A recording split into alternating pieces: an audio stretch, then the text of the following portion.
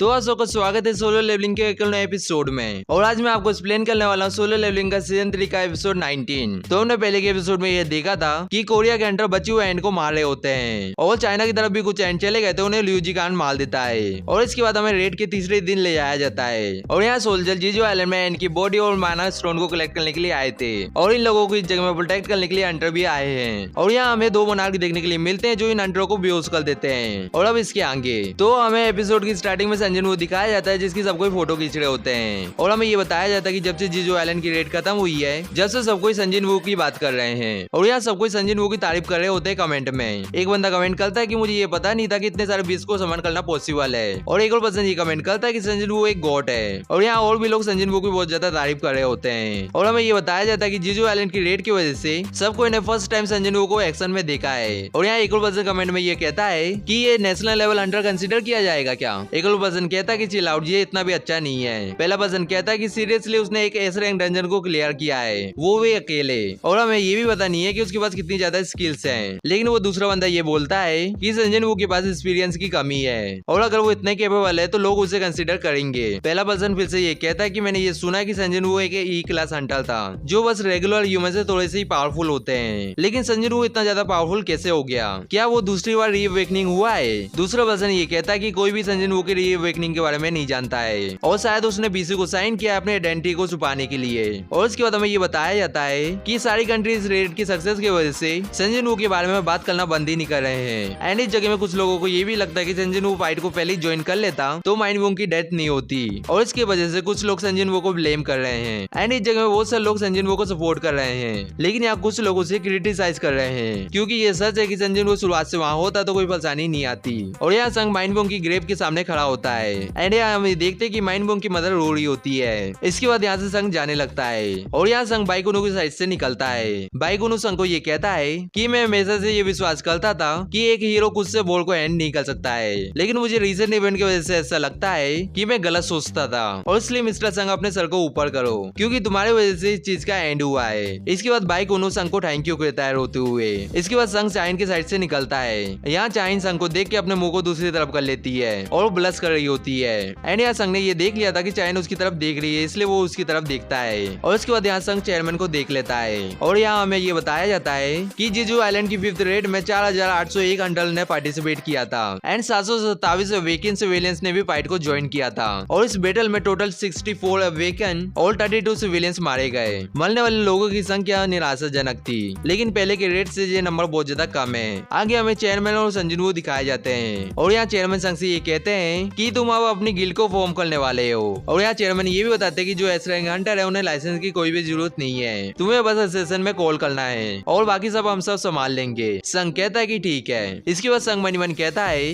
कि मुझे ये देख लेना चाहिए कि मुझे कौन से बेनिफिट मिलेंगे एक ऐसे रंग हंटर के रूप में। इसके बाद चेयरमैन संग से ये पूछते हैं कि क्या तुमने जीजो आइलैंड में कोई बैरियर कास्ट किया था। ये सुन के संग हैरान हो जाता है और कहता है कि मैं कुछ समझा नहीं। चेयरमैन ये बताते हैं कि हम लोगों ने जीजो आइलैंड में कुछ सोल्जर और हंटर को भेजा था एंड की बॉडी और ऐसे स्टोन को कलेक्ट करने के लिए, लेकिन वो लोग हमें बेहोशी की हालत में वहाँ मिले थे और वो हंटर ए रैंक या बी रैंक के थे एंड वो हंटर नाइट गिल्ड के मेंबर थे। तो इसलिए मैंने ये सोचा कि तुमने वो बैरियर को कास्ट किया होगा और उस बैरियर के बारे में भूल गए होगे। संग कहता है कि मैंने ऐसा कुछ भी नहीं किया है। चेयरमैन कहते हैं कि मुझे भी ऐसे ही लगा था। संग पूछता है कि हंटर और सोल्जर ने कुछ बताया क्या। चेयरमैन बताते हैं कि उन्हें कुछ भी याद नहीं है कि उनके बेहोश होने से पहले क्या हुआ था। इसके बाद चेयरमैन अपने सर में हाथ रखते हुए ये कहते हैं कि मैं तुम्हें साफ साफ बताऊं तो हमारे पास कोई भी रास्ता नहीं है ये जानने का कि उन लोगों के ऊपर किसी ने मैजिक स्पेल का यूज किया है कि नहीं। ये सुनने के बाद संग मनी मन कहता है कि ये कोई ट्रैप था जो एंट ने पीछे छोड़ा होगा, लेकिन तभी यहाँ एजेंट मिस्टर गो को एक बात बताता है। ये सुनने के बाद चेयरमैन ये कहते हैं कि मुझे यहाँ से जाना होगा क्योंकि जो मेरे गेस्ट आने वाले थे वो कुछ ज्यादा जल्दी आ चुके हैं और संग को जाने से पहले थैंक यू भी कहते हैं उसके टाइम के लिए। संग कहता है कि आपको ये बोलने की जरूरत नहीं है। इसके बाद संग मनी मन कहता है कि मुझे भी यहाँ से जाना चाहिए और यहाँ संग अपनी गाड़ी के पास आ जाता है, लेकिन यहाँ एक बंदा संग से ये पूछता है कि मुझे माफ करना, लेकिन क्या आप संजन वू हैं। और ये भी कहता है कि मुझे आपसे मिलकर बहुत ज्यादा अच्छा लगा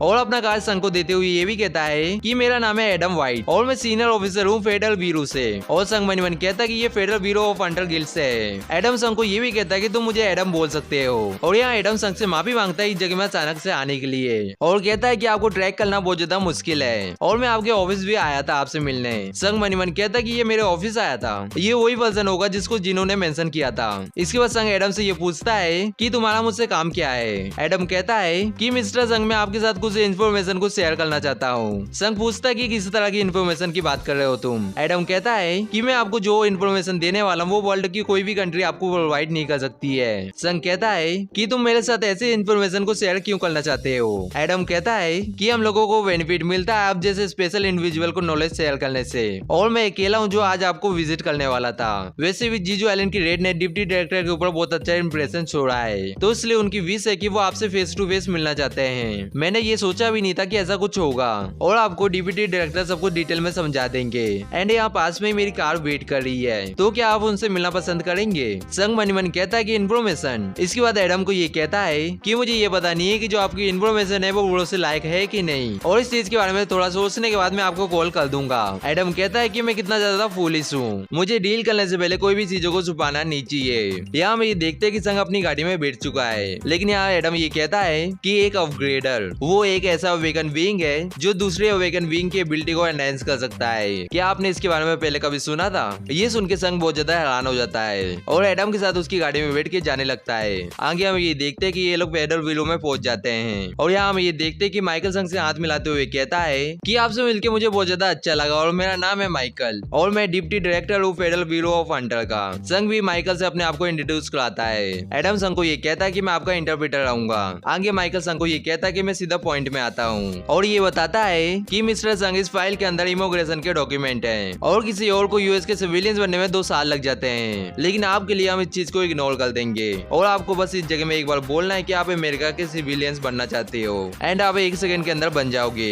ये सुन के संग को बहुत ज्यादा गुस्सा आ जाता है, और वो सीरियस होते हुए कहता है कि मैं इस जगह में मिस्टर व्हाइट की वजह से आया हूँ। उनने मुझसे ये बोला था कि तुम मुझसे इन्फॉर्मेशन को शेयर करोगे, और यहाँ संग मनी मन ये भी कहता है कि एक ऐसा अवेकन बीइंग जो दूसरे अवेकन बीइंग की एबिलिटी को एनहांस कर सकता है, यानी कि उन्हें अपग्रेड कर सकता है। इसके बाद संग माइकल को कहता है कि सही में हंटर की एबिलिटी को अपग्रेड करना पॉसिबल है। माइकल हंसते हुए ये कहता है कि हाँ, जिसके पास ये पावर है वो इस जगह में अभी है। इसके बाद माइकल एक मेंबर को ये कहता है कि मिस सैनल को अंदर आने के लिए बोल दो। आगे हम ये देखते हैं कि मिस सैनल रूम के अंदर आ जाती है, और यहाँ माइकल ये कहता है कि ये एक लौती पर्सन इस पूरे वर्ल्ड में जो केपेबल है दूसरे अवेकन बीइंग की पावर को एनहांस करने में। इसके बाद माइकल मिस सैनल से संग को इंट्रोड्यूस कराते हैं। संग मिस सैनल को देख के मनी मन कहता है कि मैं इसे देख के ये बता सकता हूँ कि ये दूसरे अवेकन बीइंग से डिफरेंट है, और यहाँ माइकल मिस सैनल को ये कहता है कि मिस सैनल आप अपनी पावर के स्कोप के बारे में संजन वो को बताइए। मिस सैनल संजन वो से ये कहती है कि तुम अभी इन सब के बारे में उलझन में होगे। शुरुआत में उससे जो भी मिलता है वो मेरे ऊपर डाउट करता है, लेकिन एक बार मेरे पावर का टेस्ट रखने के बाद वो फिर मुझसे इस चीज के लिए भीख मांगने के लिए तैयार हो जाता है। और यहाँ हम ये देखते हैं कि मिस्टर सैनल संजन वो की बहुत ज्यादा क्लोज आ जाती है, जिसकी वजह से माइकल थोड़ा बहुत डरने लगता है। आगे हम देखते हैं कि मिस्टर सैनल ये कहती है कि तुम ये बात अच्छे से जानते हो कि जो अवेकन बीइंग है उनके स्ट्रेंथ की लिमिट है, एंड कोई भी अंडर उनके लिमिट के आगे नहीं जा सकता,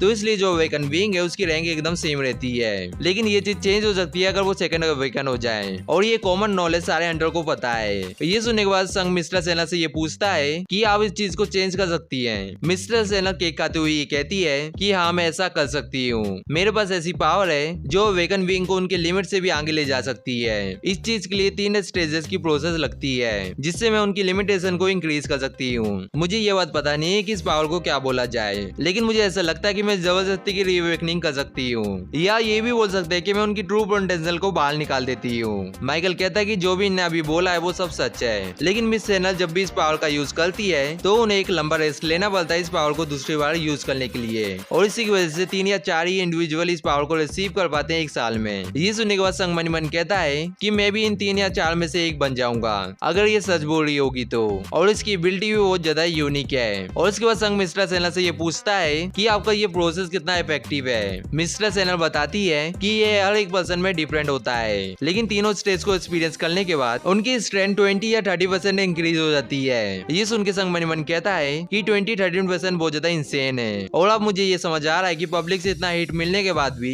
क्यों हंगडोंग सो ने अमेरिका शिफ्ट होने का डिसाइड किया, और ऐसा कोई भी अंडर नहीं है जो इस मौके को छोड़ दे। इसके बाद संग ये कहता है कि अगर इनकी पावर के बारे में किसी को पता चल गया तो क्या होगा। माइकल कहता है कि इसलिए तो हमने इन्हें अपने अंडर रखा है, और हम लोग इन्हें पूरी तरह से प्रोटेक्ट करते हैं, और हम इन्हें सैलरी भी देते हैं। इसके बदले में ये हमारे चुने हुए अंडर की पावर को बढ़ा देती है, और मिस्टर संग हम आपको मिस्टर सैनल की पावर गिफ्ट करते हैं। ये सुन के संग मन में ये कहता है कि ये गिफ्ट है, और इसके बाद संग माइकल को ये कहता है कि तुम्हारा ये तो मतलब नहीं है कि ये ऑफर है। माइकल संग को ये बताता है कि कि आप फेडरल ब्यूरो के एक बार अंडर बन गए तो आप हमारे टॉप रॉयल्टी रहोगे और आपको बहुत सारे बेनिफिट भी मिलेंगे, जैसे कि हम आपकी मनपसंद गिल्ड से आपकी मीटिंग करा देंगे और हम आपको बेस्ट कॉन्ट्रैक्ट साइन करने में भी मदद करेंगे। मिस सेना संघ से ये कहती है कि आपको अभी के अभी फैसला लेने की कोई जरूरत नहीं है, क्योंकि आज हम बस आपको चीजें समझा रहे हैं। संघ हैरान होते हुए ये कहता है कि मुझे माफ करना, लेकिन मुझे कुछ समझ नहीं आया। मिस सेना संघ को ये बताती है कि हम लोग ने आपको ये पहले ही बोला था कि ये आपका गिफ्ट है। माइकल कहता है कि जैसे मिस सेनल ने कहा, क्या आप परमिशन दे रहे हो अपनी लिमिट को बढ़ाने की? संघ कहता है कि आपको इसके रिटर्न में कुछ भी नहीं चाहिए। माइकल कहता है कि हमने आपको ये पहले ही बोला था कि ये आपका गिफ्ट है। संघ सीरियस होते हुए मन मन कहता है कि इसने ये बोला था कि अगर मैं इसकी पावर को एक बार टेस्ट कर लूंगा तो इसकी और पावर मांगने के लिए मैं इससे भीख मांगूंगा।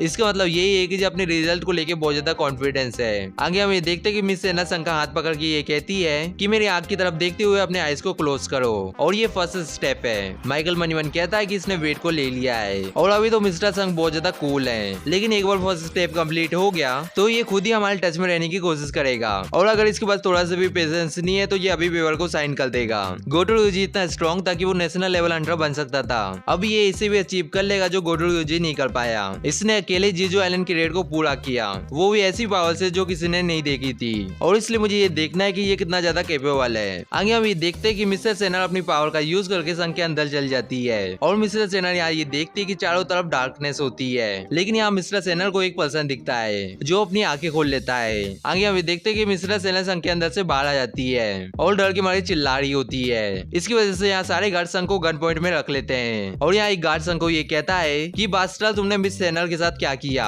माइकल गार्ड के ऊपर चिल्लाते हुए ये कहता है कि इस जगह में रुक जाओ और क्या तुम्हारा दिमाग खराब हो चुका है? तुम्हें नहीं पता कि ये मैन कौन है? इसके बाद माइकल उस गार्ड के पास आके ये कहता है कि तुम्हारे अंदर दिमाग एक भी नहीं है क्या? अगर तुम्हें इतनी चिंता हो रही है तो तुम्हें मिस्टर सेनर को जाके चेक करना चाहिए। आगे माइकल अपने सर झुका के ये कहता है कि मिस्टर संघ हमारे एजेंट ने लाइन क्रॉस कर दी थी, मैं उसके लिए माफी मांगता हूँ। एंड इस जगह में संघ भी हैरान होता है और वो मनी मन कहता है कि इस जगह में हो क्या रहा है। संघ माइकल को कहता है कि कोई बात नहीं। आगे माइकल उस एजेंट को धीरे से ये कहता है कि अगर तुमने ऐसा थॉमस आंद्रे और लिव जी गांग के साथ किया होता तो अभी तक हम सब मारे जा चुके होते। तो क्या अब तुम इस बात को समझ गए? ये सुनने के बाद वो एजेंट की बहुत ज्यादा पसीना आने लगता है और वो कहता है कि सर मैं समझ गया। आगे माइकल मिस सेना से ये पूछता है कि क्या हुआ। हम ये देखते हैं कि मिस सेना यहाँ बहुत ज्यादा कापड़ी होती है। माइकल मिस सेनर को ये कहता है कि आपको बहुत ज्यादा पसीना आ रहा है, क्या आपकी तबीयत खराब हो गई है? लेकिन यहाँ मिस सेनर कोई भी जवाब नहीं देती है। इसलिए माइकल संजन वो को ये कहता है कि लगता है कि वेदर के कारण मिस सेनर की तबीयत खराब हो गई है। अगर आपको कोई परेशानी नहीं है तो हम इस चीज को किसी दूसरे दिन कर सकते हैं। संघ इस चीज के लिए मान जाता है। आगे माइकल एडम को बुला लेता है और उसे ये कहता है कि मिसेस संघ को बाहर छोड़ के आओ। एडम कहता है कि यस सर। माइकल फिर से मिस सेना से ये पूछता है कि क्या हुआ। मिस सेना कांपते हुए ये कहती है कि ये एक पावरफुल किंग है। माइकल ये सुन के ये कहता है कि आपका मतलब ये है कि वो एक नेशनल लेवल हंटर तक की पावर है उसके पास। मिस सेना कांपते हुए ये कहती है कि मैं ये नहीं कह सकती, क्योंकि मैंने ऐसी चीज को पहले कभी भी एक्सपीरियंस नहीं किया था। वो एक किंग है, लेकिन वो कोई ऑर्डिनरी किंग नहीं है। जब मैं उसके अंदर देख रही थी वो भी मुझे देख रहा था। एंड इस जगह में मैं संजिन वो की बात नहीं कर रही हूँ, और जो चीज मुझे देख रही थी उसके साथ इन्फिनिटी डार्कनेस थी और उसकी पावर की कोई भी लिमिट नहीं है। और आज की वीडियो यहीं पे खत्म होती है। और अभी तक आपने वीडियो को लाइक और चैनल को सब्सक्राइब नहीं किया तो वीडियो को लाइक करके चैनल को सब्सक्राइब कर लो। और इस वीडियो को लाइक टारगेट है 400। एंड हम सब मिलेंगे किसी नेक्स्ट वीडियो में। सायोनारा।